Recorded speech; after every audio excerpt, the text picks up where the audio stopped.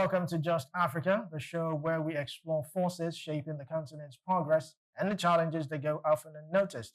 Stories are a big part of who we are as Africans, from tales we heard growing up to the movies and shows that we enjoy today. Storytelling helps us remember our roots, talk about real issues, and dream of better days. But making stories that truly touch people's hearts while also passing a message takes creativity, passion, and courage. This is Just Africa, reaching you live from our studios in Lagos. I am Olumide Shukoya. I also have Omevi Idola. So glad to have you, Omevi. Yeah, good afternoon, Lumide. Good afternoon, Lagos, Nigeria, Africa, and to you, wherever you're watching from across the globe. And once again, welcome to Just Africa. You know, storytelling reminds me of the good old days of Mm, Tales by Moonlight, Storyland by Jimmy Sholanke. yeah. Those were beautiful days when Sunday evening, I think around Thursday, Tales by Moonlight was Sunday evening, I think Yeah. around 6 p.m. You are seated at the table watching TV, waiting Yes. for a beautiful story to be told. But these days, the bigger screen has come to take those memories, all those beautiful moments. Although I will not say they took it away completely, I will say that innovation, things are changing by the day. So our storytelling is coming in different form. We don't just have to sit watching that box anymore. Mm. On your phone, you can capture or you can get a clue of the African stories. And the beautiful movies you're having these days, especially in Nollywood, they are now bringing our cultural stories, our tribes, our heroes and heroines. They're not bringing them into our stories. It's not making the world at large to see, yes, Africa is really rich in culture. You know, Yes. there's a whole lot when it comes to storytelling, and it's a beautiful thing that we're going to do something like that this afternoon. Yes, we are going to do something like that. Now, on Just Africa today, we are sitting down with Ngozi Nglabelle Ogbonna, a voice-over artist, actor, producer, and strong believer in using storytelling for impact. From radio to film, Ngozi has used her creative talent to bring African stories to life and start meaningful conversation. Now, her latest work, Voltage, is a 2024 Nollywood crime action movie directed by Fred Amata. It follows Tega, a young man who discovers a dangerous secret about his family's energy business and must find powerful cartels to uncover the truth. We'll find out more about this just right after the break. Stay tuned.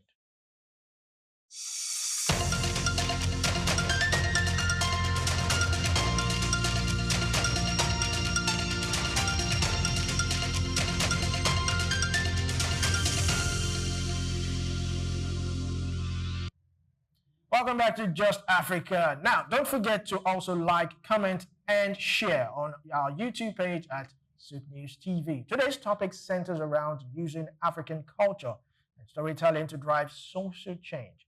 Now, joining us to unpack this robust topic is Ngozi Nglabelle Ogbonna, a voice artist, actor, producer, media personality, advocate for creative integrity.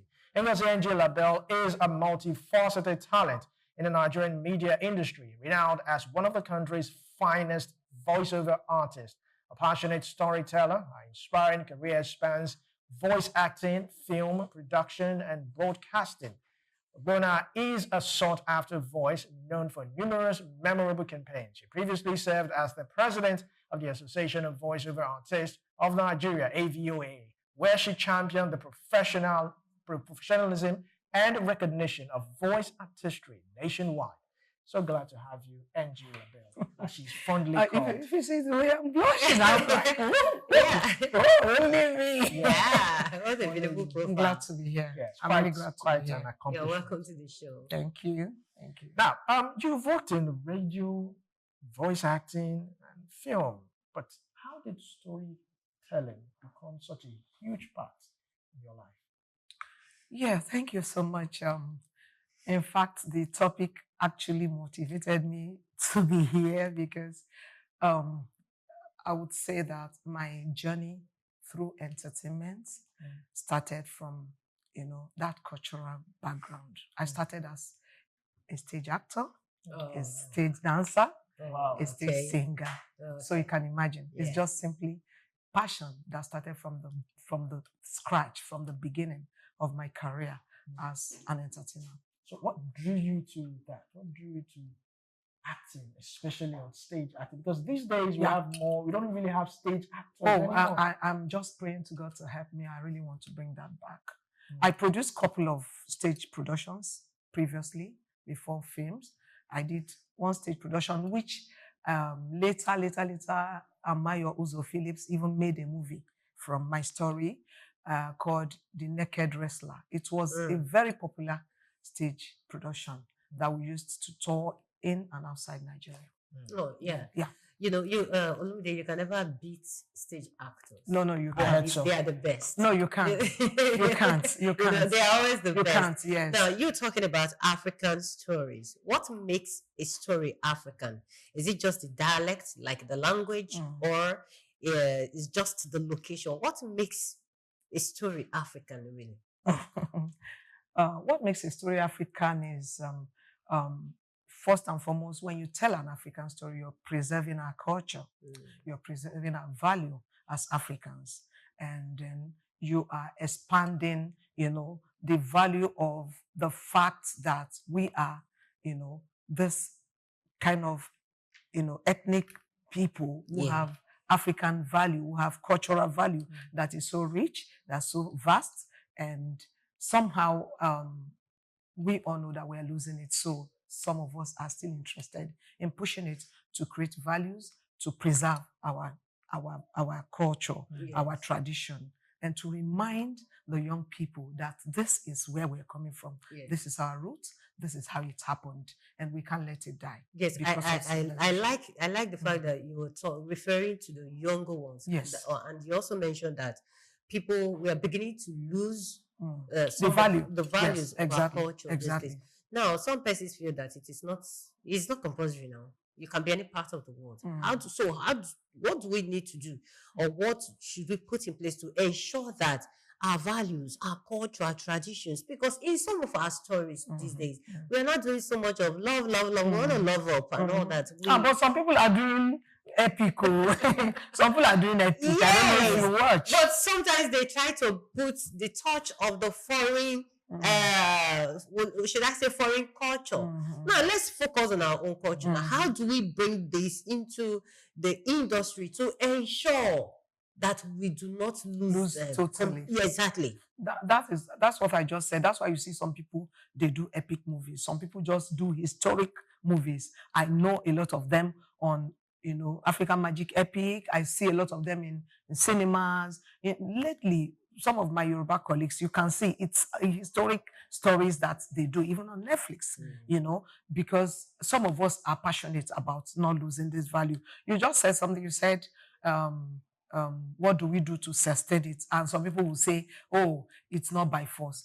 You don't have to force me to live my life. Of course, we cannot, throw away or forget the fact that civilization has come and has really touched, touched some part of those values, and is natural. Is natural because the time is going, life is evolving. Civilization is here, so you cannot throw that away. But all you can do as a storyteller, especially through the medium we are using as films, is to still remind them that no matter what, this is where we're coming from. This is our history. All right. So now, I want us to look at creativity. Okay. Certain films give us a glimpse of culture, language, and the rest of them. If you look at Gangs in Lagos, we got a glimpse of what Eyo used to be like. Other films have thought about the Oyo Empire, and there was a particular film that I watched for the first time. I got to know about what they call the Osus, and I had to do more research and all that. But looking at you in writing films and telling stories, what does creativity mean to you? Is it about culture? Is it about language, a way of life? What does creativity mean? Creativity means everything to me because that is that's my mind. My mindset is simply creativity. That is why I just look at somebody and story. The other day, a guy, a little boy, a young boy, not the other day, about 3-4 months ago, he spoke to me about his predicaments, how he has lived. He has parents, but he has always lived apart with his parents. Nice looking boy. young, a university undergraduate, graduating even soon, and looking so beautiful, so fine. When you see him, you look like, this boy is fine, so gallant, but he's pained inside. He's not himself. So when I said, you are looking so beautiful, mind you, don't let all these girls get it. I said, Mommy, leave that thing. You don't even know waiting, they worry me. As I do, so I know they happy. I'm not happy. Then I was interested, So, and I started asking him questions. I discovered that, he's just in his world. He's just on his own. He has parents, he has siblings, but he's alone. He has a lot of people around him, but he's alone. Then I just look at it. At the end of the day, out of my intuition, out of the creative ability that I have, I knew that this is, a boy-child issue, which nobody talks about. And then after having that chat with that boy, I went in and I made a story out of boy-child issues. And I have the story that I want to produce right now. I've turned it to a script. I have 13 episodes of it, boy-child. So you can imagine. So my life is just about creativity. Everything I see is creativity for me because I can make out anything out of what I see. Right. Now, there's this debate that Africans should write their own story, not the other way around. What's your thought about it? Do you feel Africans must write all their stories, or some can be written? Because some people say that when Western people write our stories, or people who are not African, they don't capture everything. But if Africans write that, they capture everything. Well, if everything being equal, everything being okay, of course you should encourage yourself first before promoting another person. You should promote yourself first. That's how it's supposed to be.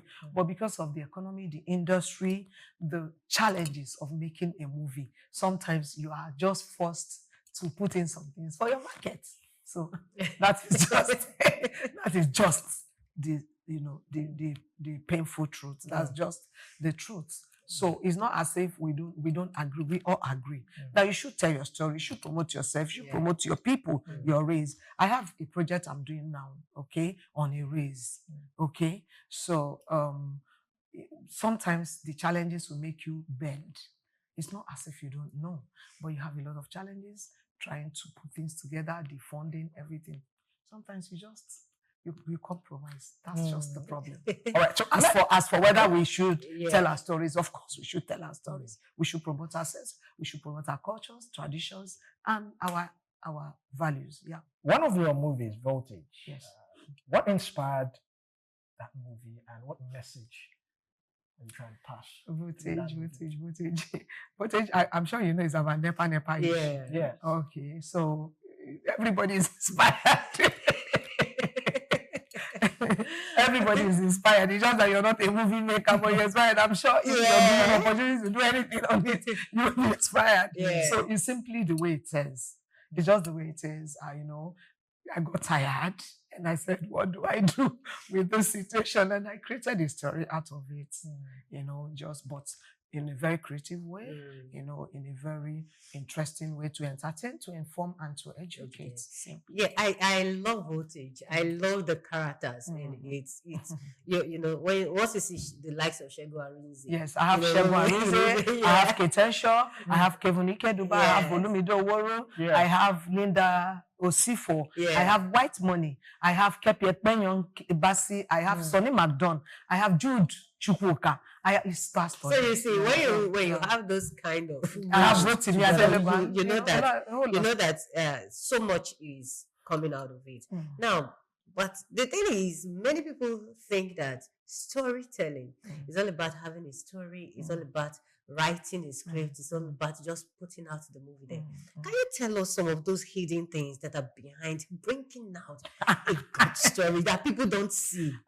One just struck me so hard after, I'm sorry to say, but I have to, after our late colleague, Junior Pope died, it really struck me so hard because I had such scene in Voltage where at 1 a.m. we are at the middle of the sea shooting, filming. I had Kevin in that boat.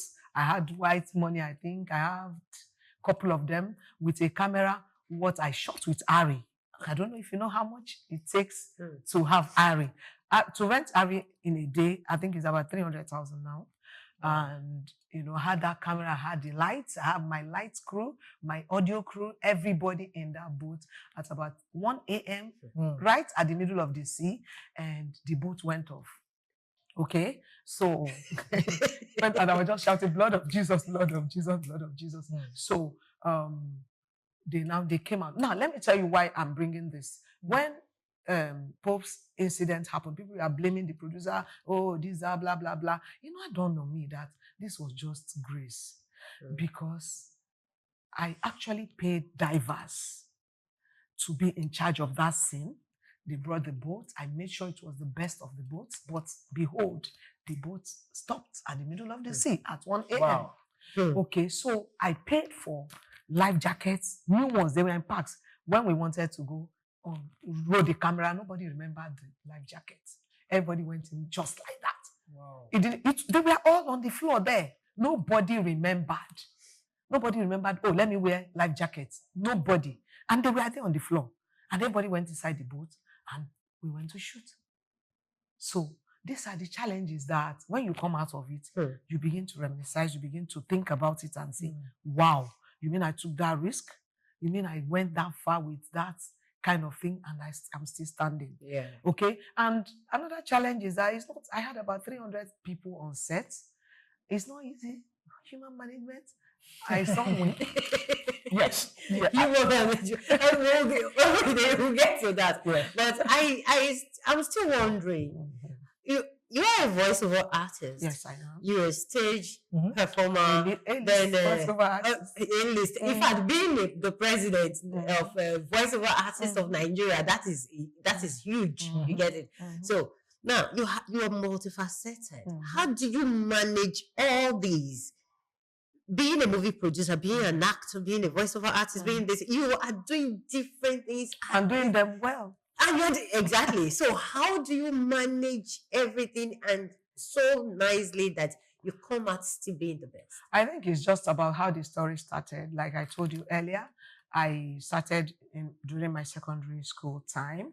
I've always loved arts. I've always loved dancing, I'm a church family girl. Yeah, so they were restricting me. So of course I used to choose the people I work with. I worked with Brightway Chimezie, I worked with couple of them, even Pasuma and all that.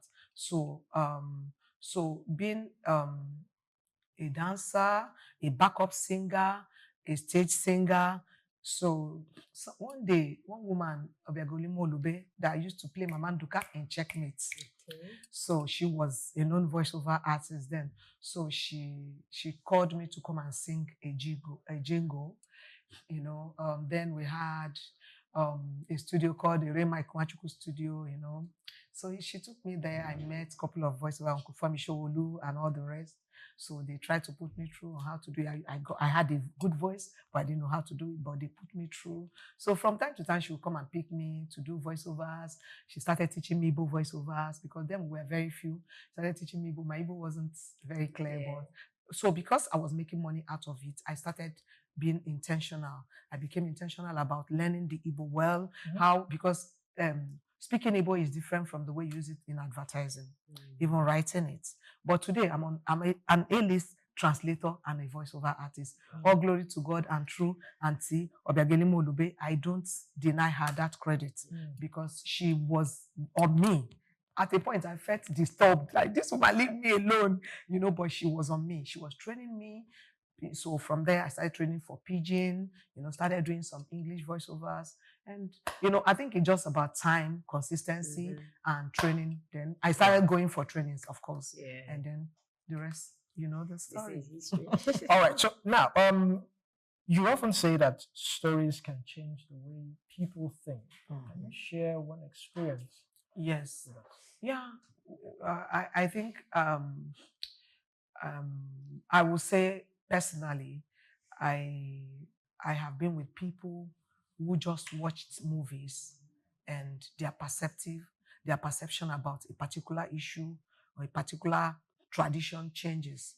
So, and even some people around me, when they see how you do research, Some people, they follow me and they see that these things are not just that people come to write stories. They are real. You know, sometimes some of our stories are real. You might just expand it, put in some ajasas, and azia to make it sweet, but sometimes they are real. So, and in the process, you just see people around you because they see it. Wow, so Angie, this is real. Like their perception changes, their mindset change about, you know, a particular issue, how they believe, how they used to see it, and how they think about it. So, all right. So when writing stories and, you know, transforming it into a film or a movie, how do you place character in which actor? How do you do that? Is it that it's a particular actor you just feel this person? Funny enough, that is even a strength for me. You know, casting is very big strength for me. Yes. I when it comes to movie, I give the credit to Zebejiro. I worked with Zebejiro. He's my father, my mentor. Even as I was here, he was telling me, I never see you on TV. So he's watching. So Zeb trained me. And, you know, Zeb does not compromise quality when it comes to production. Yes. He does not at all. So he taught me, you know, how to, you know, look at someone and fit in. Zeb will just look at you. You know, I'm sure you know, I don't know if you're aware that he's a star maker. He'll look at you and say, oh, I'm going to write a story on you. Before you know it, there's a story on you, and he will train you, put you on that role, nurture you, and bring a character out of you and makes it a movie. That is how he works. Yes. So I trained under him. So all right. So now I cannot have less. Many creatives now talk about real issues, but also keep their audience entertained. So how do you address certain issues? Recently, you talked about the boy child, how you interviewed someone and you were able to create the boy child. So how do you balance entertaining the audience, but also driving a social change, driving towards a social change? Yeah, I think it's just a kind of chain reaction thing. What you put out there goes a long way. Okay, what you put out goes a long way, which is why some of us are always intentional about what you put out. Because just like I just said, when people see some things, it actually changes their mindset. You know, it actually impacts in them. It changes their mind and it touches them. That's why you see some, when they are watching film, you see them crying. That's why you see people watching film, they are shouting, don't drink that thing, no, they forget. It's the impact. And that's the social change we're talking about. It's the impact. So what you put out there and the way you put it out, you know, just go out to speak for you. Yeah. Okay, exactly. So let's go to the business, little bit of the business aspect of this. A lot goes into movie production. So a lot. A whole lot. Plenty. So I want to ask. Yes, I'm talking about the financial aspect right now. So I want to ask the budgeting aspect of it. How do you go about it? Did you just do, because we've seen some producers, I have been on set. Sell their properties. You've heard that. One said, don't worry, 800,000 will do this job. I'm like, are you kidding me? How do you want to do it? What magic do you want to perform? The person, indeed.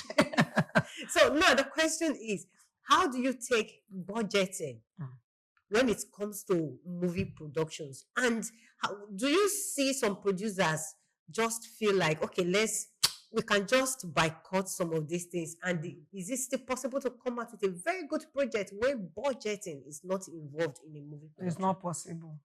It's not possible. That's why you see people castigate some productions. People don't like what some people put out. It's not possible because everything must be in place. Everything must be in place. If you must do a good movie, you must use a very good quality camera. So if you cut corners, you know the quality you're going to get. If you need to use quality actors, you know you have to pay them. So if you use less, you get less. So there's no cutting corners. The only cutting corners you can get is some of us who have been there, who are, you know, by grace, recognized, appreciated, and respected by, you know, the stakeholders. So sometimes, probably if it's somebody that maybe ordinarily by standard, you need 5 million to get the person. If you have a personal relationship, you cannot beg, bros, please now, help your girl. At 3M I get and all that. That's the only cut corners you can get. As for saying, oh, it's supposed to be a quality production, quality camera, and you are using the lesser quality. How are you going to achieve that? You can't achieve that. So there's no cutting corners. Okay. Cutting corners you can get is just goodwill. Okay, now let's go to the marketing. You know, during my master's, one of my courses is production, movie production. And another. And did you do a project on that? No, I did not. So my lecturer was so emphatic when it comes to marketing. The marketing. To market your finished product, finished movie. Now, how do you go about it though? How do you make your money? Because what if it doesn't sell at the box office? What if people do not come to the cinema? What if the views on YouTube? I made the hustling movie. How do you not have you been to cinema before? Have you gone to watch when films are have producers? You won't close your eyes now. So how do you go about marketing? First and foremost, let me let you know that we have distributors. Okay. So you cannot go to cinema on your own.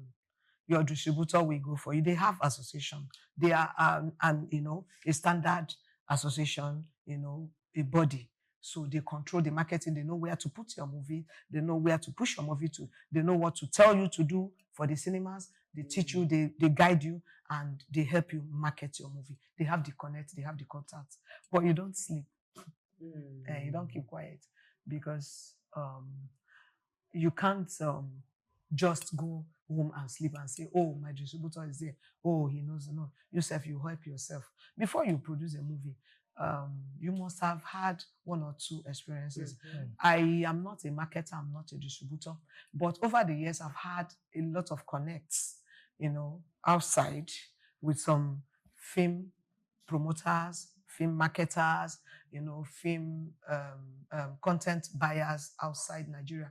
It's not because of then I've not even done my movie, but I do dubs. I don't know if you're aware. I dub movies, into languages. So I'm a dub specialist. So that took me to a couple of places where I met content buyers, content deals and that. So you put all that together with what your distributor will put on the table and then push your movie for sales. All right, so I want to ask this because you've seen whereby some of the streaming sites are buying the film and all that. Which is more lucrative, or which would you advise, or which do you think is more way to make more profit? Selling to a giant like Netflix, or put it on the cinema, or just put it on YouTube? Because these days we're seeing situations whereby films are just put on YouTube, and you wonder, are they actually making that money as compared to the old way was you going to Alaba and there's no more Alaba anymore. No more Alaba, no more Alaba because streaming, like you said, cables came and phased them out. I cannot sit here and tell you this is more lucrative or that is more lucrative. I think it's all about how you market your movie and where the platform. Okay, those days when Netflix came, yes, Netflix was the highest bidding platform where you can put your movie and you are sure if they like your movie. But over time, it changed. I'm not sure they are even still in Nigeria. I'm not sure. We heard they are no more here. So, and when they came, I will use this opportunity to say it. I don't care. When they came, they just called few group of people and called them aggregators. And those were the people they were dealing with. So if you are not in the good book of the aggregators, you are not their friend. So Netflix existence in Nigeria has no impact in your creative work. Okay? Has no impact in any way. So that's why I'm not even 100% saying, because a lot of people produce their movies and they didn't fly on Netflix. Okay? So I think it depends on how you push your movie, the grace, how it is accepted, and the connect where you push it to. I can't say this is the best or the other one.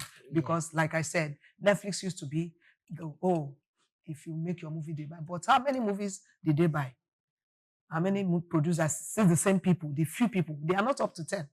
They recognized and they were working with. So how many people produce their movies, push them? They didn't take them. It's not as if the movies were not up to standard. It's not as if they are not, anything was wrong with it. It was just because they were not from the people they recognized. And whatever it is, I don't know how it's going right now. Yeah. One more thing. When you write stories, do you do a bit of research, especially when you're writing Sure. about a particular culture, Yes. value? Yes. Then how do you also balance fiction? Yeah, like I said, sometimes when you get some real stories, you put fiction to expand it, to make it more interesting, because some stories, some issues are so heartbreaking that if you just put it out there, people will just look at it and cover. In fact, you need to put viewers' discretion and all that. So nobody wants to make that kind of movie. So sometimes you put reality and fiction together and get a good story. Sometimes it's just fiction, but you definitely would do research. Why won't you research on a story? What are you going to write? What story are you going to tell? Those days I used to go when the North was at school, when I did something on AIDS, a small sketch movies I was doing on AIDS. Then I went to Daura and I saw something that really, motivated me and was, very huge, that some NGOs were partnering with me, because I just went, I saw them doing tribal mark and they were just lined up on a queue. It was the same knife and it was a knife. If you end, they will just give you your own, you go, the same knife. And AIDS campaign was on ground. So it was, it was just, part of the research. I spent about 2 weeks there, did videos, and I came back. So there's no way you can put up a story without the research. Yes. Yeah. It's not Okay, possible. so I like the fact that you carry out research to help your movie to be different from what many people are putting out there, because we have seen movies almost same storyline, maybe just a touch of maybe just little. Have you seen Okay, you can't see Vote, but have you seen the trailer? Yes, I have. I have. So there is a whole lot of difference. But I would like to ask, if first, before I ask my question, if you're a member of AGN. Yes. Good. So what is AGN doing to the number of movies or substandard movies that are coming into the market on daily basis? Because there is a lot in the market. Some of them are not things that okay, maybe they are supposed to be family rated, but it's not something that you would want your child to watch anymore. Is there something that AGN can go to on African Magic or YouTube? Mind you, YouTube cannot be vetted. Exactly. But all the movies that comes out, maybe on Netflix, maybe on not even Netflix, maybe cinemas, on TV, they are vetted by Censors Board. Okay. National Film and Video Censors Board. They vet your movie. Your movie cannot go out without being vetted. Now, let me come to the question about AGN. Yes. I'm not very active when it comes to AGN. I'm very active when it comes to Producers Association, Voiceover Association, So, but I know Emeka Rollers, who is the national president, is my person. I know he's been working so hard. But now, let me tell you something. People don't like hearing this voice, the truth. We are self-made. You understand? True. You can't delete. You cannot totally control somebody who owns his or her thing, struggled for his or her thing, helped him or herself. There's limits to the law and restriction you can put to that person. You understand? If we were like in America, Asia, India, where they have grants, people just every year they disburse grants to. They have lists of producers. The government can, put, enact laws, rules and regulations. People will just, and you won't cry foul, because you know that, there's a place the money is coming from. You don't need to kill yourself to pay back and all that. Is a grant to support your creativity. And then you work and, but when you need, somebody gives you 50 million to go and do movie, and they're telling you, don't do this, don't do that. Even the person that wants to tell you will not have the guts to even tell you, don't do this, don't do that. But I'm not saying that we don't have that sense of decency to have put limits. And the associations are doing, we have guild of associations. You understand? Guild that, an umbrella body that controls. And Nollywood has different associations. We have AVOA, we have AGN, we have DGN, we have AMP, we have many of them, cinematographers, they have the association, the makeup artists, we have different guilds. So they all have all their constitutions. We have constitutions guiding what we are doing. But like I said, it's humans that makes the constitution. Yes. You can't just kill people. Yes. I wanted to ask about government involvement in Nollywood. Don't ask me that one. Okay. Okay, so let me stay away from that. Yeah, I like the fact that you made this clear. No, ask me that one Okay, because okay. But we can ask. if you ask, I should answer you. Think. No, yes, I that's answer actually. you? No, Yes. what I will not if- say that. I will if not they're say doing enough. no. The government is not doing enough because I think it's Nigerian factor. Okay. It's man no man. If you know people in the government, you get in. If you don't know people, go and struggle your thing. I was in a summit, was it a few months ago, where the director of video and film sensors was Dr. Shaibu Hussaini. He's my person. Good. Where he was talking about grants that will be given. I think the first phase has been disbursed. That the second phase And will I come didn't up. hear about it. I'm Exactly. Now you must give me that money. that's where that was his emphasis. He said most times this information they come out and people don't tend to hear about it, and we think that the government is actually not doing So it. why is it not campaigned? No, it's Why out is it there. not advertised? It's out Because there. if anything, I'm on all the platforms. If anything is advertised, I will know. Shoaib is personally my person. We are in the National Troop Camp together. We lived together for years. So he's a brother. So, and he's one person. When he became the DG, I was very, very happy because at least he's at home. He has been in the system. He knows he has been here with us. So there he is now. So I was very, very happy. And I know he's working. Yes. Probably people like him will change the narrative. Yes. All right. So now, having worked with NGOs, what's it like working with NGOs? And have you helped them, collaborate and also bring out some certain social issues because they are also there. They are on the field, experiencing certain things that are happening. Yeah, I've worked with a couple of NGOs, still working with them because on my show, Heart Nurse, my radio show that is running right now on Ego FM, I have a couple of NGOs, but the challenge has always been funding. They too, they are crying foul because they source for funds. Yes. So it's the same chain reaction. It has always been funding constraints here and there, So the job is enormous. The things we need to do are so many, so enormous that the funding is not there. So they are crying for a lot of times. You just start up a project with them. At the end, when it comes to the point of funding, you just see that they are they are not forthcoming. They are lacking, and they keep crying.